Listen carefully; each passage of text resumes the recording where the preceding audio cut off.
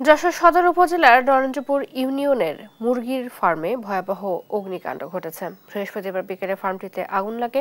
খবর পেয়ে যশোর ফায়ার সার্ভিসের 3টি ইউনিট এবং মনিরামপুর থেকে আরও 2টি ইউনিট ঘটনাস্থলে পৌঁছায়। প্রায় 1.5 ঘন্টার চেষ্টায় আগুন নিয়ন্ত্রণে আসে। এ সময় ফার্মটির একটি শেড পুড়ে ছাই হয়ে যায়। এতে প্রায় 40,000 মুরগি আগুনে পুড়ে মারা যায়।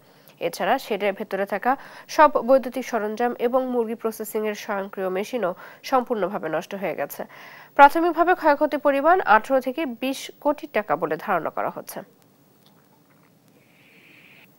ভয়াবহতা উপলব্ধি করে মনিরামপুরে 2টি ইউনিটকে সেখানে মুভ করানো হয় এবং আমি নিজেও ঘটনাস্থলে দ্রুত রওনা দিই।